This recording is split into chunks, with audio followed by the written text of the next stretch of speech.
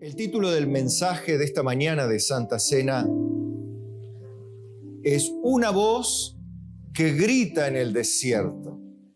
Sin duda, ya saben cuál es el personaje que más se identifica con esta frase que estaba profetizado, nada más y nada menos que Juan el Bautista. Lucas 3 nos habla de él, y en el verso 3 comenzamos a leer una porción donde vemos cómo arranca este profeta, Juan, que dice así: y él fue por toda la región contigua al Jordán, predicando el bautismo del arrepentimiento para perdón de pecados, como está escrito en el libro de las palabras del profeta Isaías: voz del que clama en el desierto, preparad el camino del Señor, enderezad sus sendas, todo valle se rellenará, y se bajará todo monte y collado, y los caminos torcidos serán enderezados, y los caminos ásperos allanados, y verá toda carne la salvación de Dios.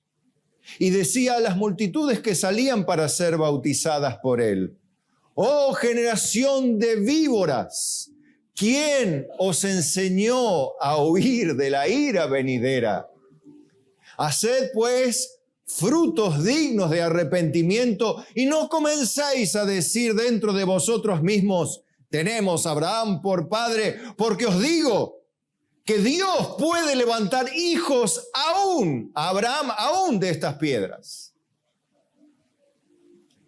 Y ya también está puesta el hacha a la raíz de los árboles.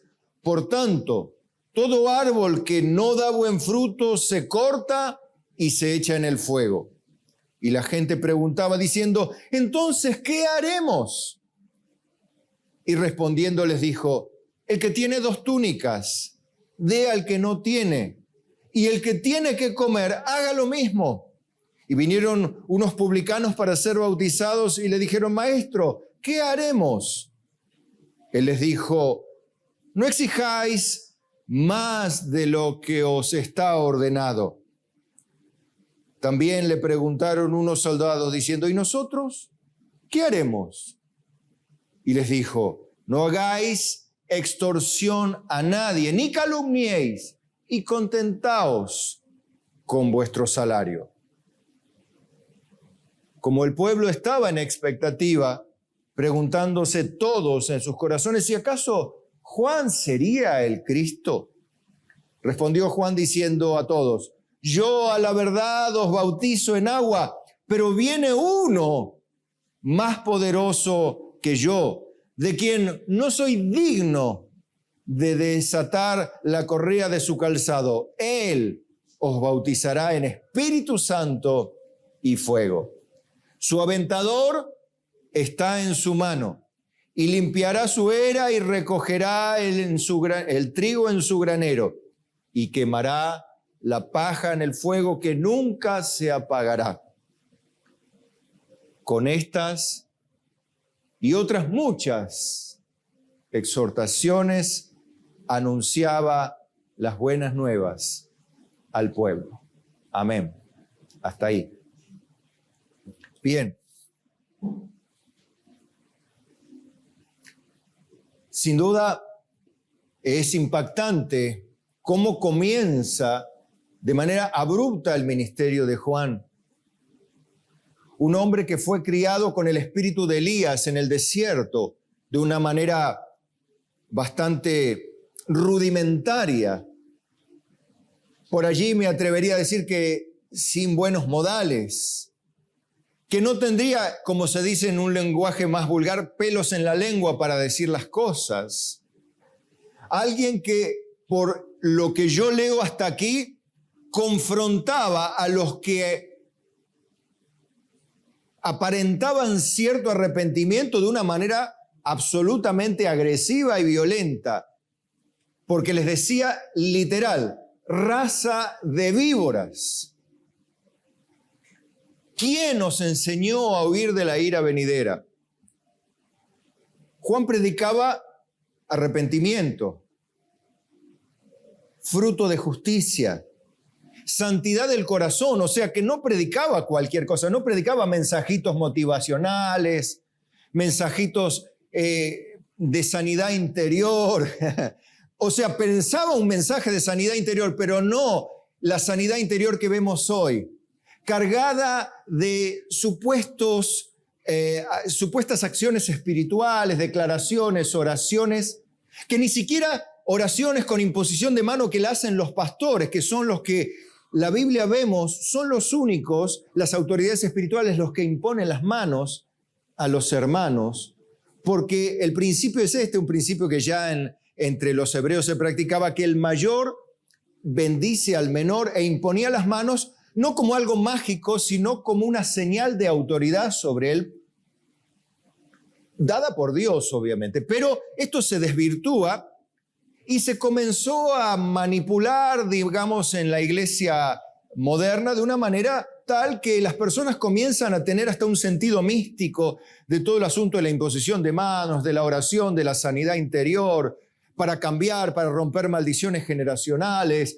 para tener, digamos, ciertos beneficios adicionales, como sin siquiera hacer un esfuerzo de la voluntad, como hoy bien nuestra hermana nos enseñaba que para ser transformados necesitamos hacer un esfuerzo intelectual, indefectiblemente prestar atención, y luego lo que internalizamos lo practicamos para que se afiance, y más aún si lo enseñamos se hace más fuerte en nosotros, pero todo eso cuesta sacrificio. Y vivimos en un tiempo donde practicamos la ley del mínimo esfuerzo, donde esperamos que Dios haga todo y nosotros nada, donde esperamos el milagro y que Dios traiga todo lo demás. Nosotros solamente somos espectadores de la gloria de Dios.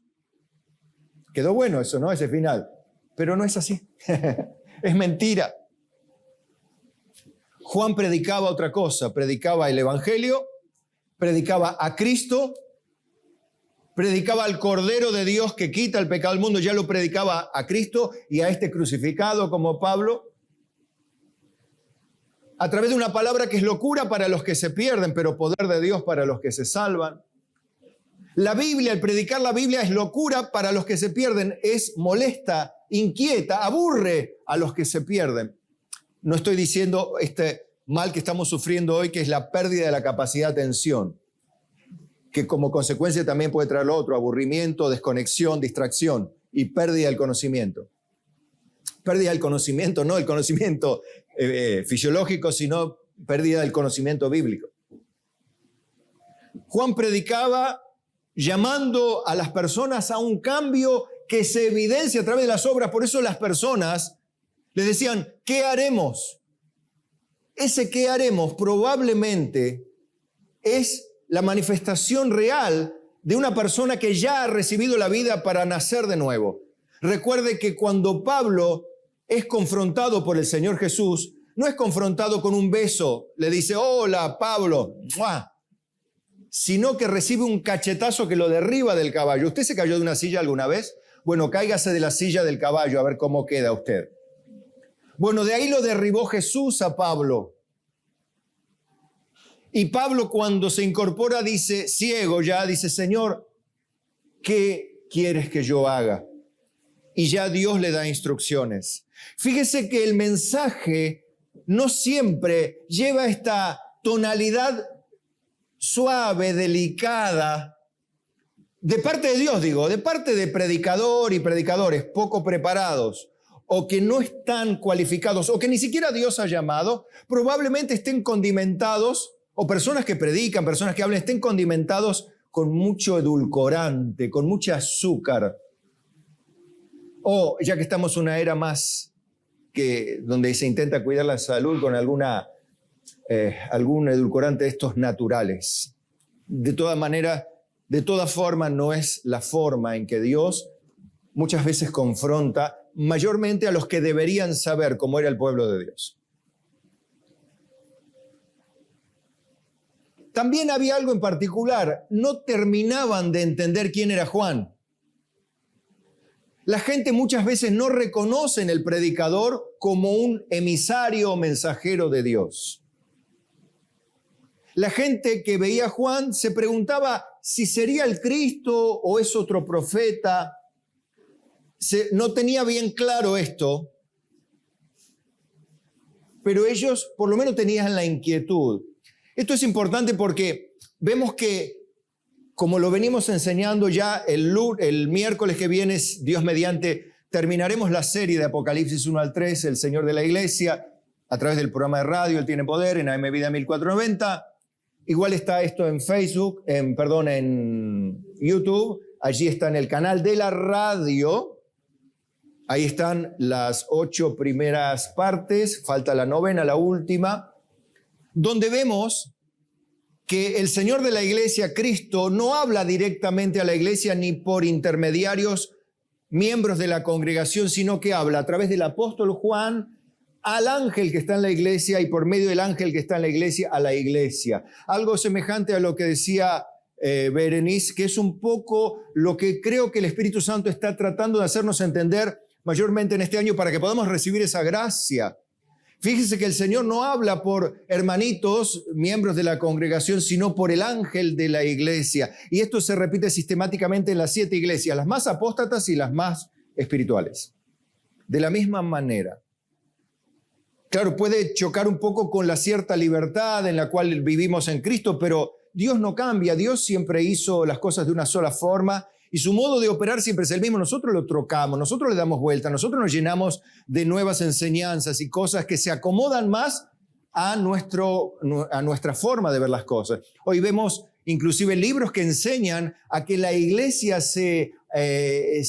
busque, los ministros busquen acomodarse, digamos, a las exigencias de la iglesia, cuando en realidad el ministro debe predicar a la iglesia las exigencias de Cristo para que la iglesia toda, desde los niños hasta los más ancianos, se adapten a la forma de Dios. Y eso, claro, adaptarse a la forma de Dios es ir en contra de los deseos de nuestra naturaleza humana. Es antipático, pero es necesario y es voluntad de Dios. Debemos entenderlo. No nos gusta deshacernos de nuestro yo. No nos gusta, a mí tampoco me gusta negarme a mí mismo, tomar cada día la cruz y seguirle. A Cristo tampoco le gustó tomar la cruz y seguirle. Quiero decirle, si alguien me dice, pero pastor, a mí me inquieta, me incomoda, a Dios también no es extraño que te incomode negarte a vos los gustos, la comodidad y los placeres. No es extraño, es natural, es así. ¡Ay de vos si estás cómodo! ¡Ay de vos si te sentís cómodo donde se ministra la palabra! ¡Ay! Porque estás encaminado al juicio de Dios, a que puedas hacer simplemente para siempre lo que se te dé la gana. Y eso es lo más terrible.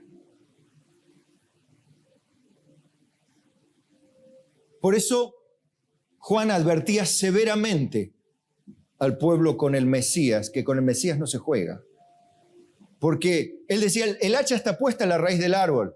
Decía, no, la bendición de Dios está en este lugar, hermanos. El poder del Espíritu Santo está operando. Está bueno eso, ¿no? Pero decía, el hacha está puesta en la raíz del árbol.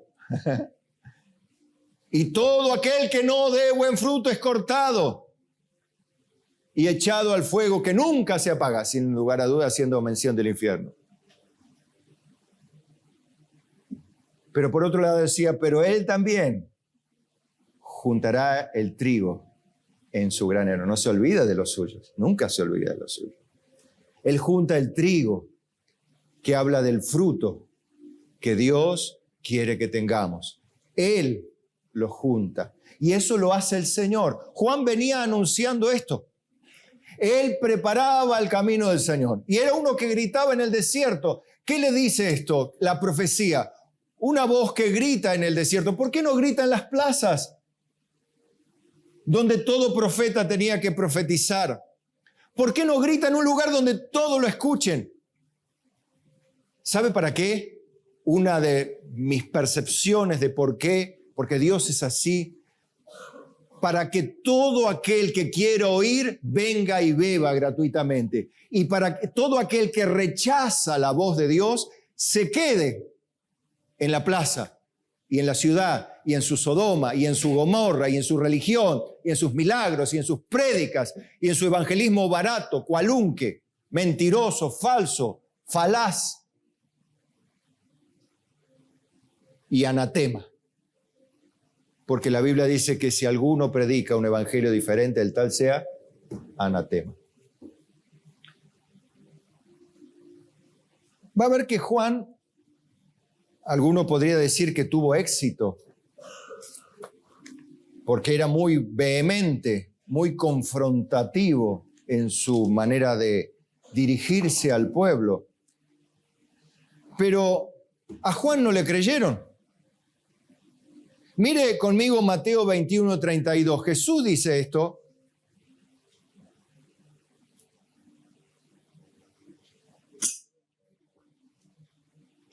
Y Jesús le reclama esto a gente intelectual, a gente que conocía la Biblia, a gente que enseñaba la Biblia. Y le dice, porque vino a vosotros Juan en camino de justicia y no le creísteis. Vino Juan declarando lo recto, lo que corresponde, lo que hay que hacer y no le creyeron. La gente siguió creyendo lo que quería creer.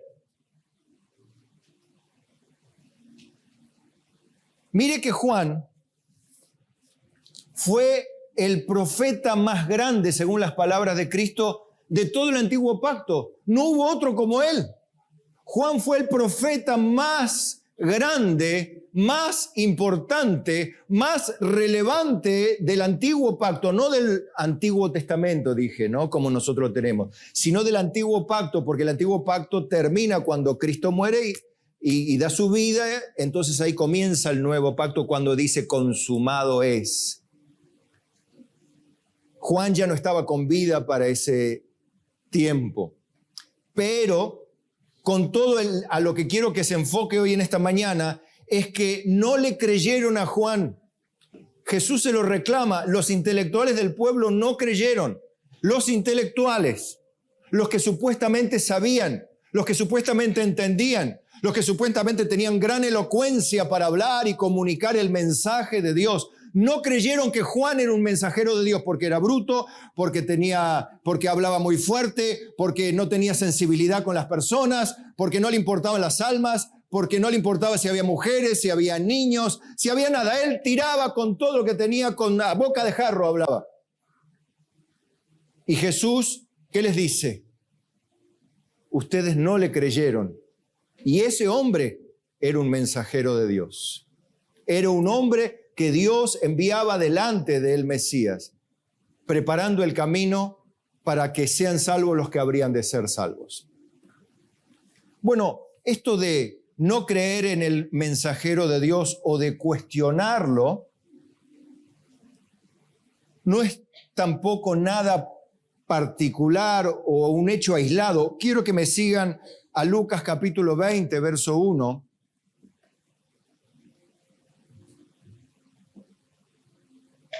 Donde dice, sucedió un día, va a ver cómo cuestiona al mismo Jesús, a Dios.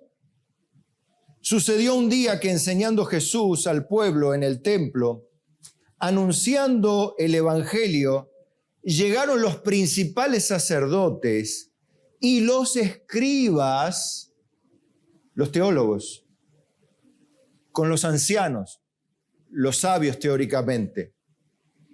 Y le hablaron diciendo, dinos, ¿con qué autoridad haces estas cosas? ¿O quién es el que te ha dado esta autoridad?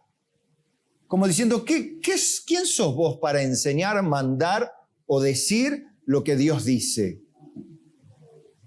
A Jesús, ¿eh? No era un hombre cualquiera, era Jesús. Respondiendo Jesús les dijo, os haré yo también una pregunta, respondedme.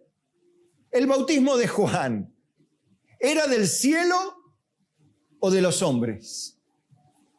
Qué sabio el Señor, ¿no? Entonces ellos discutían entre sí, diciendo, si decimos del cielo, dirá, ¿por qué pues no le creísteis? Si decimos de los hombres, todo el pueblo nos apedreará, porque están persuadidos de que Juan era profeta. Y respondieron que no sabían de dónde fuese. Entonces Jesús les dijo, yo tampoco os diré con qué autoridad hago estas cosas. Punto. Reventá, como diciendo. ¿Qué ven acá? Que los que supuestamente sabían la Biblia, los intelectuales, los que enseñaban, ellos mismos cuestionaron la autoridad de Jesús y de dónde venía Él. Sabían que el pueblo creía y entendía y recibió a Juan como un mensajero de Dios, pero los que deberían saberlo más que ninguno no lo recibieron como tal. Creyeron que Juan era alguien más por ahí que gritaba y gritaba en el desierto. Pero Jesús también era una voz que gritaba en el desierto porque nadie oía ahí lo que el maestro decía.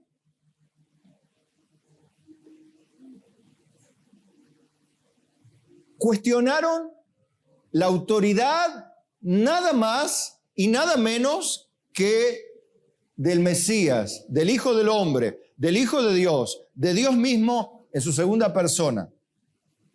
Y Jesús, en vez de decirle, pero muchachos, traten de entender, sean buenos, vamos a tener una consejería, vamos a hablar, vamos a sentarnos y vamos como gente madura a conversar. Vamos como gente de Dios, respetuosos, respetando al prójimo. Oh, wow, ¿no? ¡No!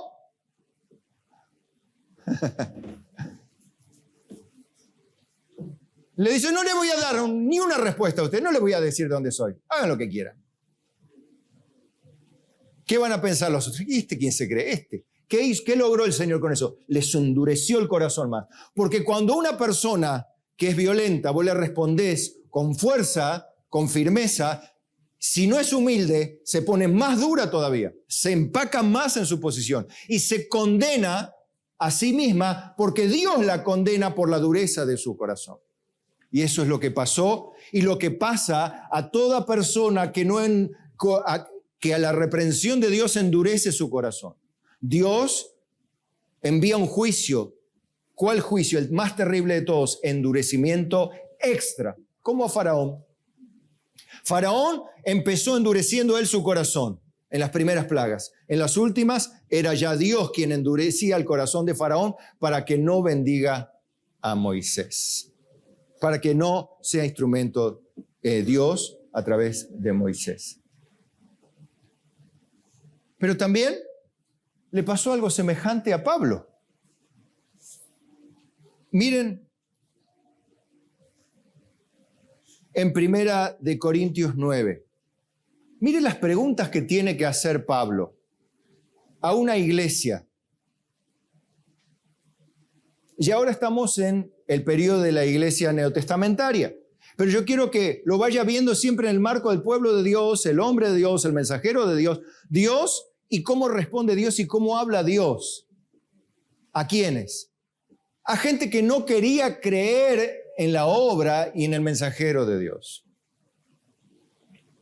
Lucas 9:1 de 1 Corintios, Dice, ¿no soy apóstol? ¿No soy libre? ¿No he visto al Señor Jesús? ¿No sois vosotros mi obra en el Señor? Estas son las credenciales de un apóstol, las que está convirtiéndolas en preguntas retóricas, ¿sí? Apóstol por voluntad de Dios, libre del pecado y libre del judaísmo para servir a Dios, haber visto al Señor y hacer señales por el poder de Dios. Y dice, escuchen, si para otros no soy apóstol, ¿qué quiere decir que para otros no soy apóstol? Que significaba que había unos otros que no lo reconocían como apóstol y eran de la iglesia.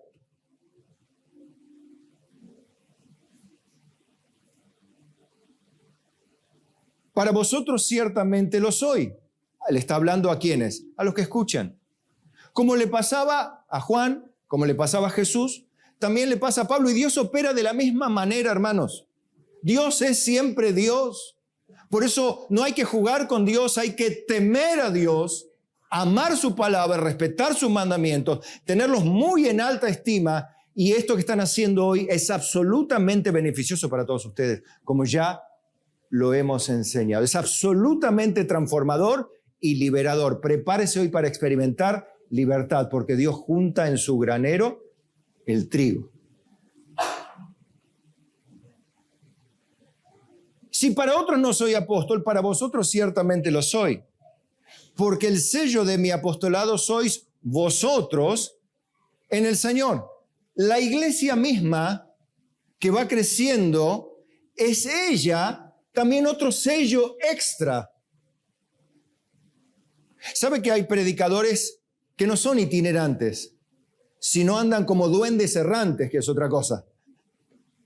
Ellos no tienen iglesia, pero son pastores. Y a esos escuchan y tienen miles de likes y miles de seguidores, pero no tienen congregación ni iglesia. Son predicadores errantes más que itinerantes. Lo digo en un doble sentido. A eso sí oyen. Pero Pablo decía, contra los que me acusan, esta es mi defensa. Pablo tuvo que ponerse a explicarle a la iglesia a causa de aquellos que de alguna manera le carcomieron la imagen de autoridad que Dios había puesto sobre Pablo con sus apreciaciones, sus dichos personales, su perspectiva, su mente sesgada. Vaya a saber por qué cuestión egoísta, de competencia, de competición en ese sentido religiosa, ver quién era más apóstol, quién hacía más esto, quién sabe más. Bueno, vieron que entre los seres humanos hay un espíritu de competencia siempre, pero lo triste es que eso se haga dentro del pueblo de Dios, porque en el pueblo de Dios no tiene que haber competencia, sino colaboración mutua, edificación mutua. Como estamos haciendo este plan ahora, de cada domingo van a seguir escuchando más porciones que nos ayudarán a ser más unos de bendición para otros. Van a ver, tomen todo lo que están atendiendo y traten de mantener, ya pasaron los 15 minutos, así que ahora empieza a aguantar, ¿sí? ¿Sí está todavía acá? ¿Hay alguien más que está? ¿Hay alguien más que está? ¿Ya estamos todos? Bien, gracias Señor que está la iglesia todavía. Bien, bueno, vamos. Bien, lo estamos logrando.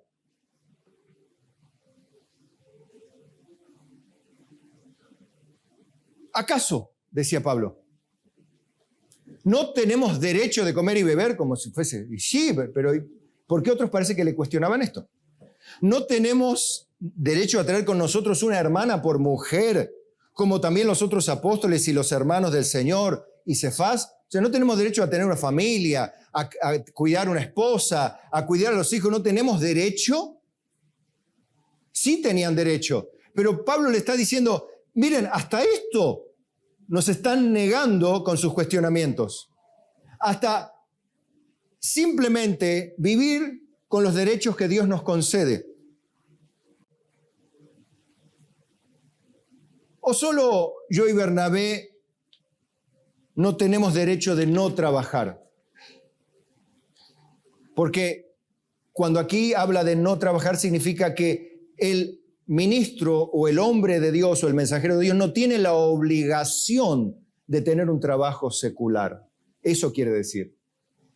Porque se dedica todo su tiempo y todo su trabajo a la obra de Dios, a la predicación y como más especialmente dice, al ministerio de la oración y de la palabra. ¿Para qué? Para que pueda traer a la iglesia un mensaje como lo que traemos, consistente, correcto, bien alineado doctrinalmente, que satisfaga la necesidad espiritual, que transforme la vida de los oyentes en verdaderos creyentes y quite la argumentación del diablo que contamina las mentes por los diferentes medios que hay. Y hoy más medios todavía, las redes sociales.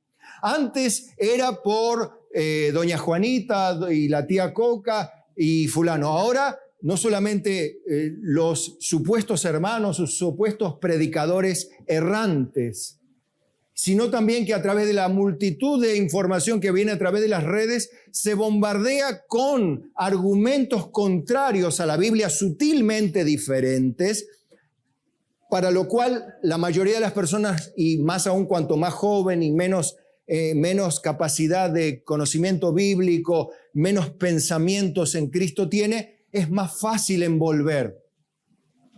Cuando una persona ya conoce la Biblia, está madura en la fe, ya es grande, dice, no, me vengas con esa cuento a mí, déjame a mí. Como dice esa calcomanía, no me venga con chisme, háblame de Cristo. ¿Vio esa calcomanía? Bien. Bueno, esa tiene muchos años. Bueno, pero ahora hay otras cosas. Dice, ¿quién fue soldado a sus propias expensas?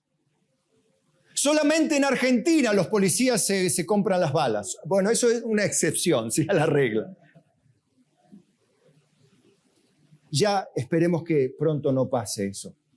Pero por otro lado, ¿qué soldado hay que va a una guerra y tiene que comprarse el arma, comprarse el casco, comprarse el uniforme como tristemente hay que hacer acá? O sea, Pablo lo dice como algo natural. Bueno, aquí pasan cosas raras en este país, espero que dejen de pasar. ¿Quién planta viña y no come de su fruto? ¿O quién apacienta el rebaño y no toma de la leche del rebaño? O sea, qué raro tiene esto, ¿qué hay de raro?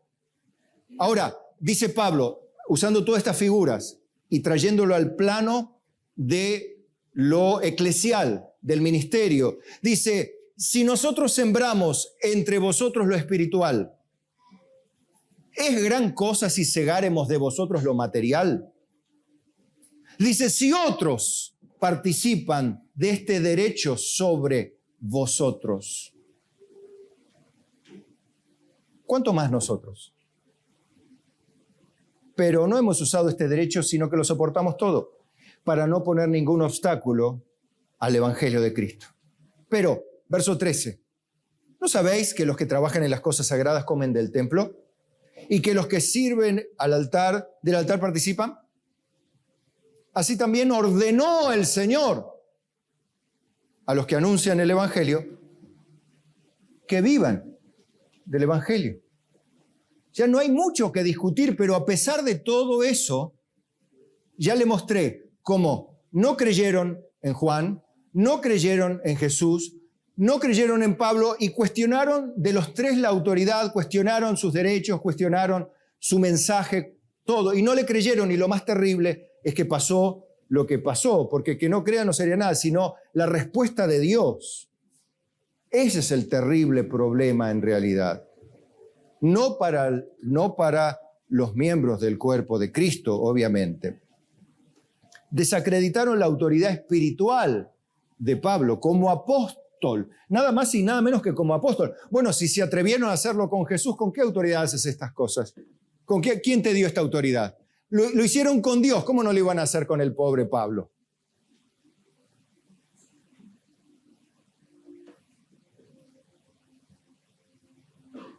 Cuestionan los derechos para recibir el fruto de su trabajo. Y la gente, claro, influenciada por estas personas, termina poniendo en duda si tiene o no derecho, si tiene o no el deber, si tiene o no verdad, o dice verdad, o es un mensajero de Dios o no lo es. Lo ponen en duda. ¿Por qué lo ponen en duda? ¿Porque son incrédulos? No, por la influencia de los que decían no es apóstol, por los que no creían en el mensajero de Dios como mensajero de Dios. No creían, entonces influenciaban a la iglesia de Corinto y dañaban su integridad espiritual. Por supuesto, la Biblia dice claramente, ¿no? ¿Qué dice la Biblia respecto de poner tropiezo a un pequeñito que cree en el Señor? Más vale que se ate una piedra de molino y se eche en lo profundo del mar antes que hacer tropezar a uno de estos pequeñitos que creen en mí. ¡Wow! Como diciendo, más vale que te vayas rápido a lo profundo del infierno antes que yo te vea. Es una manera de decir, ¿no? Que engañar a uno de estos pequeñitos que no tienen mucho conocimiento, pero que son míos. Guarda con confundir a los pequeñitos del Señor, porque no es para nada gratis.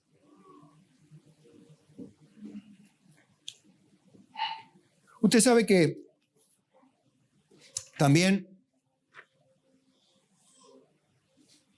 se le manda a Tito, ya habíamos estudiado esta epístola, como pastor a enseñar la Biblia y a corregir con toda autoridad también. Ya lo vimos en Juan el Bautista, en Jesús, en Pablo, como citaba ahí la hermana en Santiago.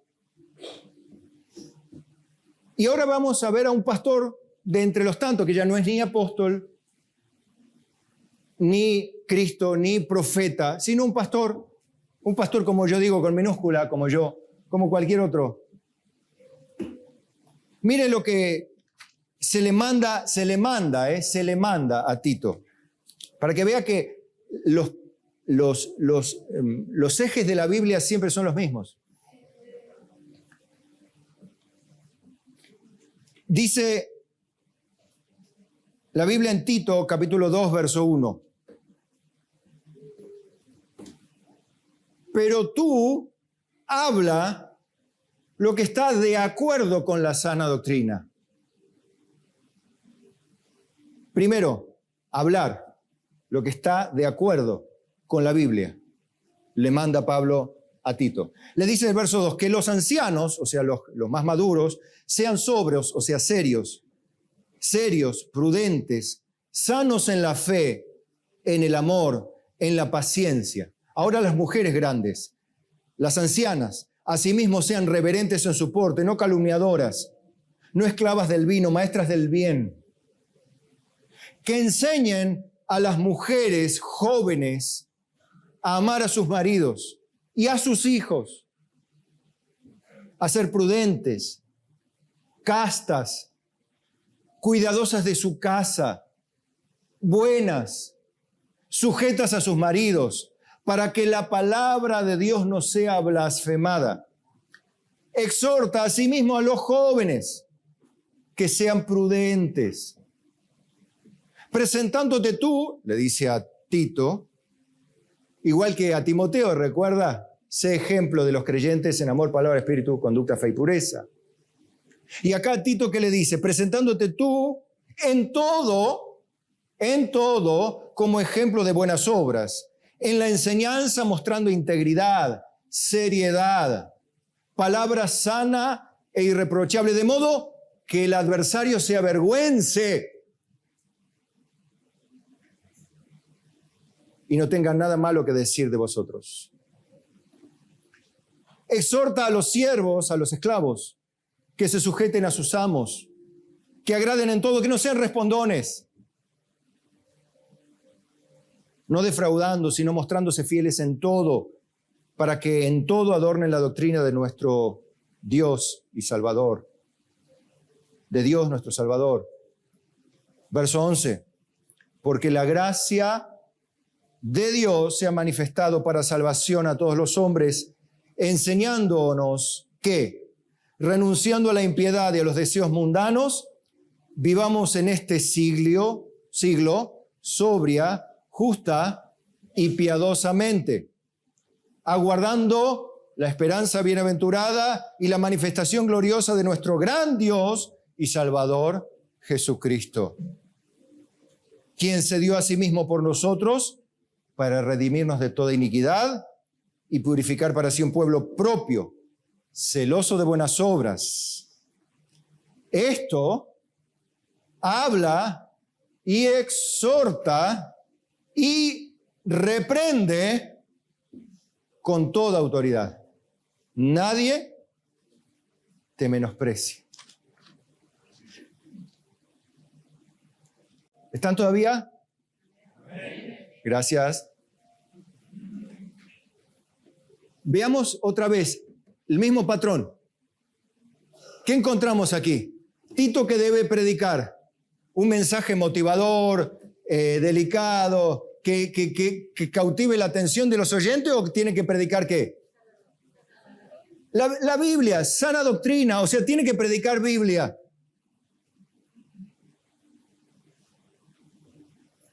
Número 1.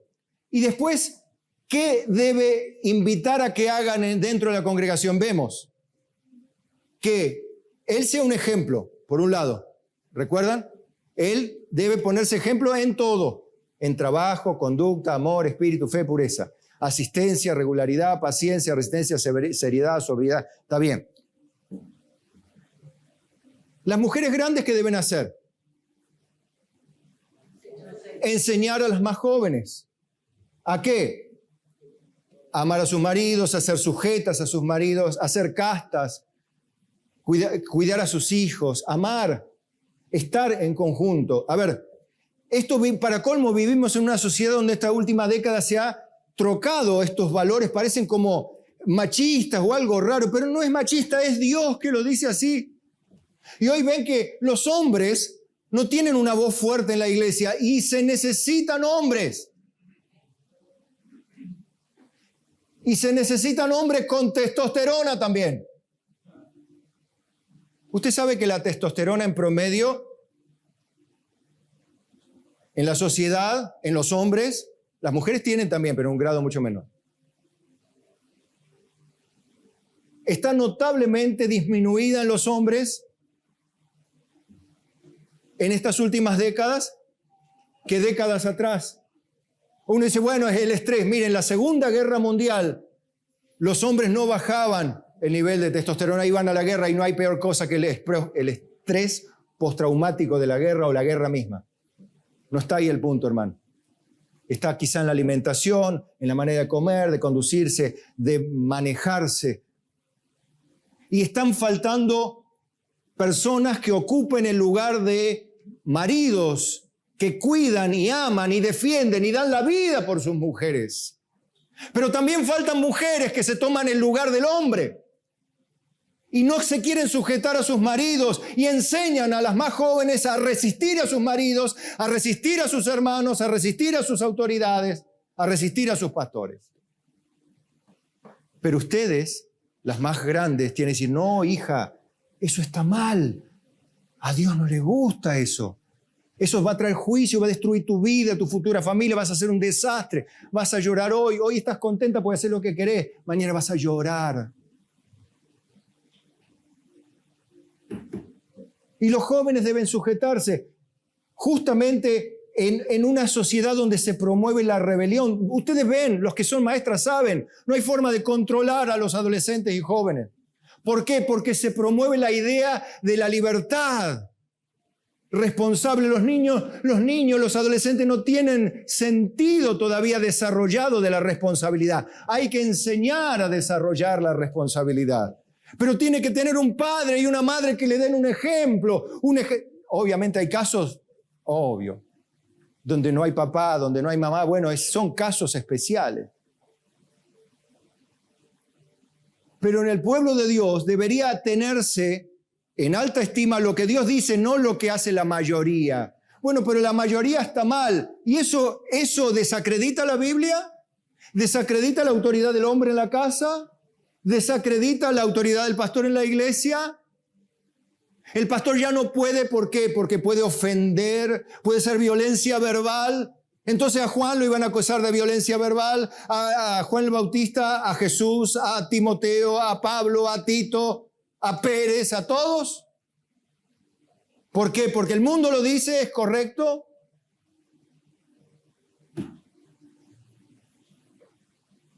Los más adultos deben ayudarle.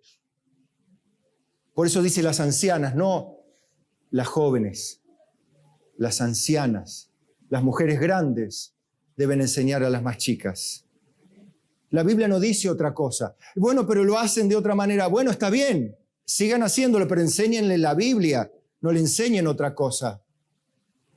Porque más vale que se aten una piedra de molino y se echen al profundo del mar que hacer tropezar a un pequeño que cree en el Señor. Los esclavos deben ser obedientes igual, sin responder mal. Y todos deben vivir en santidad esperando a Cristo. ¿Y cómo termina el mensaje que le leí a Tito? Tito, esto habla. ¿Qué cosas habla? Lo que acabo de leer, de las ancianas, de los jóvenes y otros consejos, ¿no? Esto habla, exhorta, reprende con toda autoridad y nadie te menosprecie. Como diciendo, si te ningunean, si te desacreditan, Tito, vos seguís hablando lo que es correcto, les guste o no les guste. Vos seguís diciendo que las ancianas enseñan a las más jóvenes, que los jóvenes se sujeten, que los amos, que los esclavos se sujeten y no sean respondones. Esto, háblalo, animá con fuerza, con vehemencia y si es necesario, reprendelo. Y con toda autoridad y no aceptes que nadie desacredite tu autoridad. Como tampoco lo aceptó Juan, lo mataron por eso. Como tampoco aceptó Jesús que desacrediten por eso, lo mataron por eso. Como tampoco aceptaron la de Pablo y lo mataron por eso. A Tito no sé qué le pasó y a mí no sé qué me pasará. Como tantos otros pastores, sean lo que sean. ¿Les puede pasar o no? Yo creo que donde está el Espíritu de Dios hay libertad. Entonces las personas dicen, pero tiene razón la Biblia. Y claro, sí es la palabra de Dios. Y entonces, ¿qué debemos hacer? Y bueno, ¿qué le diría? Juan, a los que tenían 2 túnicas, denle al que tiene una. A los soldados no hagan extorsión a nadie, hagan lo que se les mandó. Y a los cobradores de impuestos, y ustedes cobren lo que corresponde, nada más. Hagan lo que les corresponde, no se metan en líos. Reciban al hombre de Dios como tal, crean la palabra, reconózcanlo, y cada uno ocupe su función. Así la iglesia crece. Y yo les digo a los papás, como hoy hablaba también la hermana a los papás, papás, estén atentos, porque sus hijos miran mucho más, escuchan mucho más y atienden mucho más. ¿Sus hijos están aprendiendo esto o están aprendiendo otra cosa a hacer en la iglesia? Pregúntense, hijo, ¿vos qué pensás de esto de Tito, por ejemplo? ¿Qué pensás de esta autoridad? ¿Pensás que nuestro pastor tiene la autoridad de Dios para enseñar? ¿Pensás que una mujer puede tener más autoridad que tu pastor en la iglesia? ¿Qué pensás, hijo, hija? ¿Pensás que la mujer del pastor lo manda a él? ¿Está bien que lo mande? ¿Que mande en la iglesia? ¿Está bien que la mujer enseñe por sobre el hombre en la iglesia? ¿Está bien o está mal? No está bien. La mujer calla en la congregación en ese sentido. Pero depende cómo se tome. ¿Cómo querés? ¿Qué parte de se calle no entendemos? ¿Pero eso es machista? No. Es el mandamiento de Dios. Machista le dicen las iglesias donde las ideologías han destruido literalmente el formato de Dios. Donde los movimientos juveniles, revolucionarios, ideológicos, han destruido literalmente la fe y ves multitudes de jóvenes, todos trenzados, cruzados, llenos de sexualidad ilícita, llenos de rebelión, de resistencia a la autoridad, resisten a los padres, resisten, se mofan, hacen caras a sus padres, a los ancianos, a los pastores, le hacen cara. ¿Eso qué es? ¿Qué es eso? Señal de desprecio. Un joven que ningunea a un ministro de Jesucristo, ¿qué es eso? Es una falta grave, no es venir con las luces apagadas en la circunvalación. Es una falta grave, hermanos. Pero como todo el mundo lo hace, sigamos ninguneando la autoridad que le dio Dios a Juan el Bautista, a Jesús mismo como el Hijo, a Pablo, a Tito, a Pérez o a Mengano o a Sultano. Sigamos. ¿Usted piensa que Dios bendecirá a su iglesia de esa manera? ¿Añadirá a la iglesia a los que han de ser salvos? No.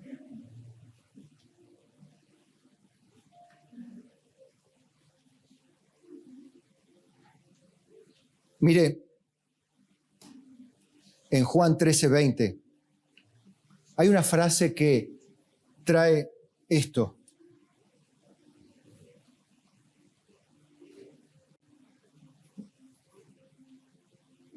Que le digo de parte del Señor. Juan 13:20. De cierto os digo, el que recibe al que yo enviare, significa no todos, ¿no? Me recibe a mí. Y el que me recibe a mí, recibe al que me envió. Por eso Jesús escribía a las 7 iglesias de Asia a través del pastor de la iglesia. Él mismo no rompe el protocolo. Él lo establece y lo confirma. Independientemente de cuál sea el perfil de la iglesia. Mucho menos a través de la pastora. Mucho menos a través de los ancianos. Mucho menos a través de cualquier hermano. Mucho a través de un sueño del niño. No. Dios lo hace a través del ángel de la iglesia. ¿Y esto quiere decir que la palabra del pastor es infalible? No. ¿Que es un papa? No. No. ¿Quién entiende eso? Los necios entienden eso. Los sabios entienden, porque no hace falta, a buen entendedor pocas palabras. Al mal entendedor decir el papa de la iglesia, listo, quedamos así, de acuerdo. ¿Qué quiere que le haga?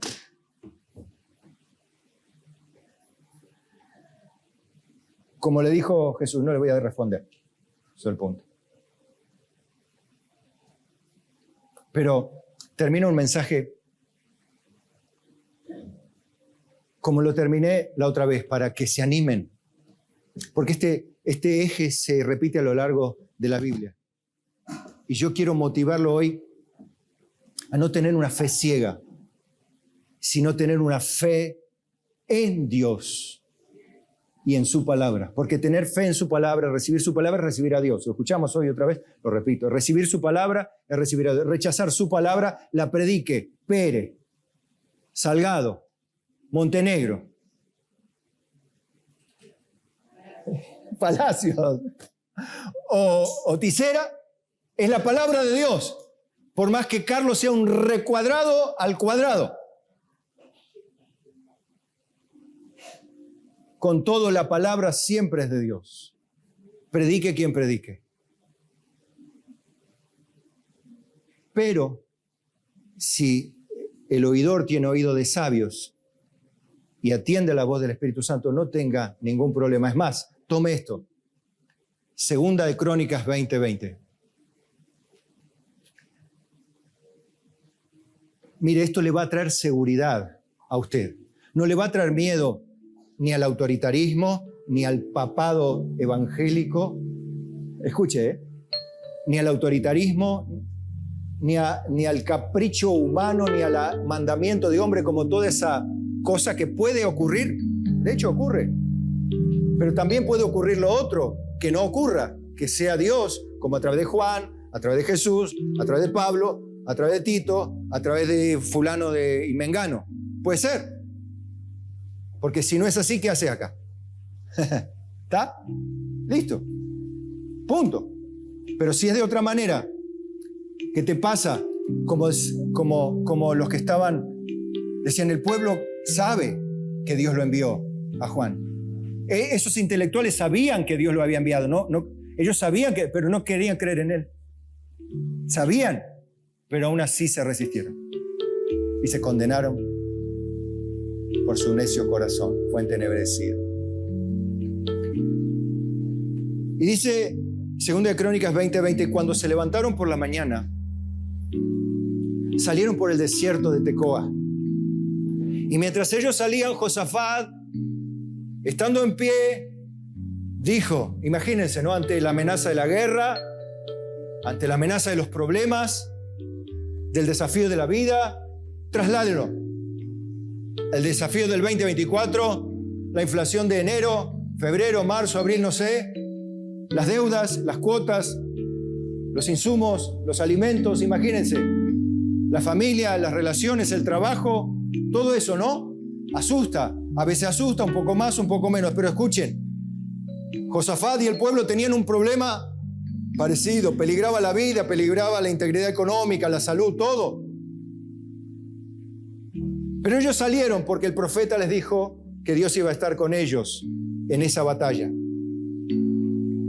Gracia y gloria dará Jehová.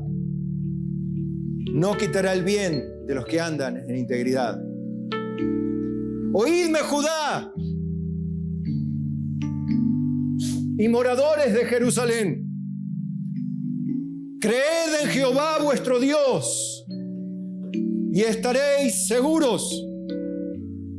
Creed en sus profetas y seréis prosperados. ¿Qué dice esto? En esta frase dice tanto, hermanos. ¿Usted le cree a Dios? ¿Cree en el mensaje? ¿Cree en la obra que hizo Dios? ¿Usted evidencia la obra de regeneración que Dios hizo en su vida? ¿Usted ama el mandamiento? ¿Ama la Biblia, lo que hemos expuesto y enseñado hoy? ¿Lo ama? ¿Le sale al 100%?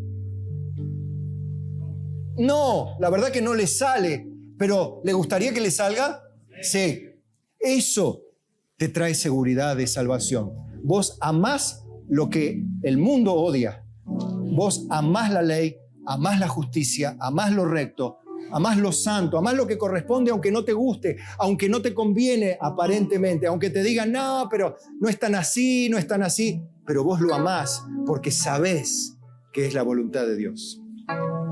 En eso te trae seguridad de que sos salvo. Ahora, ser salvo no es vivir la vida de pura bendición. Tenés que creer a sus profetas, a sus mensajeros para ser prosperado. ¿Querés que te vaya bien? No le creas a Juan, a Pedrito, a Tomás. Créele a tu pastor cuando habla de Dios. Y si Juancito, Pedrito contradice a tu pastor, ¿a quién le tenés que creer? ¿Al pastor? ¿Pero por qué? ¿Porque se trajo una profecía a él? No, porque enseñó lo que está escrito, nada más. No, porque a él se le pintó que todos tienen que venir de rojo, porque es Viernes Santo. No, sino porque enseña lo que la Biblia dice. Entonces, por más que Pedrito, Menganito y Fultanito o las redes sociales, no porque el pastor tal y el predicador tal dice tal cosa, bueno, la Biblia dice esto porque mi pastor me enseña esto. Cuando usted tenga ese espíritu, usted va a escuchar los mensajes de su pastor, no porque, ay, no, porque yo no tengo que ser de Pérez ni de nadie. Nadie le tiene que se ponga la camiseta con la figurita de él. Como muchos se ponen del Che Guevara y es un demonio, pero hay cristianos andan con la camiseta del Che Guevara. Claro, entonces me voy a poner la camisetita de Pérez, ya que no le tengo que dibujar pelito, lo hago redondito y listo.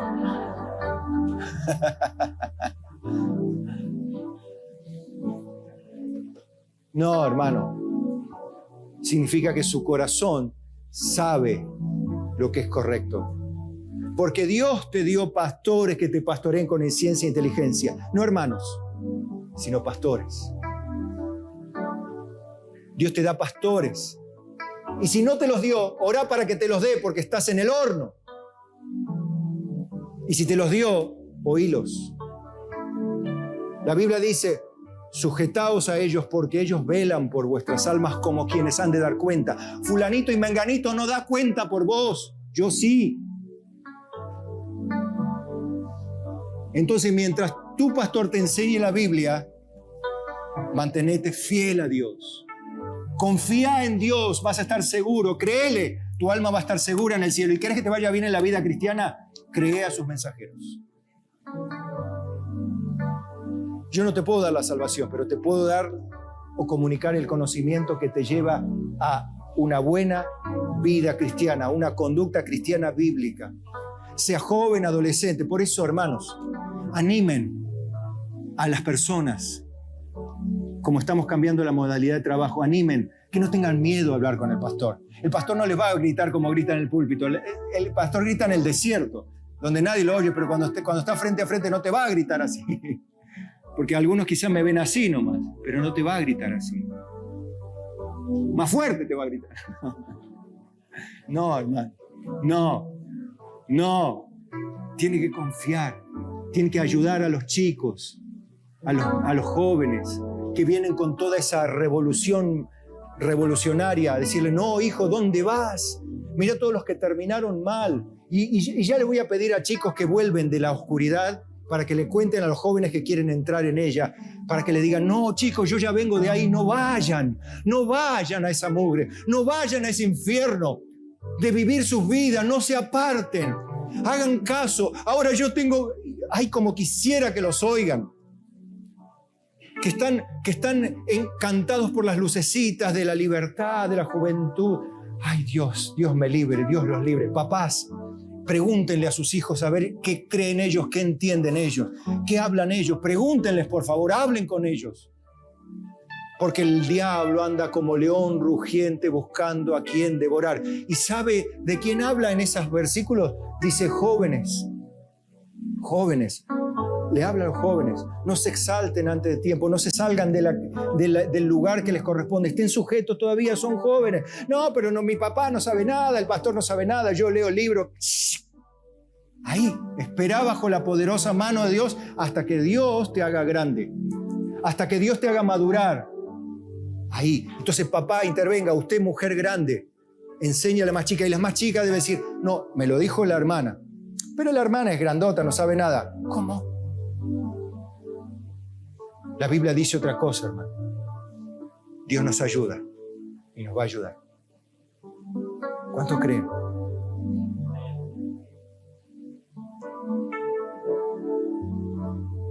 Porque sol y escudo es Jehová Dios. Gracia y gloria dará Jehová.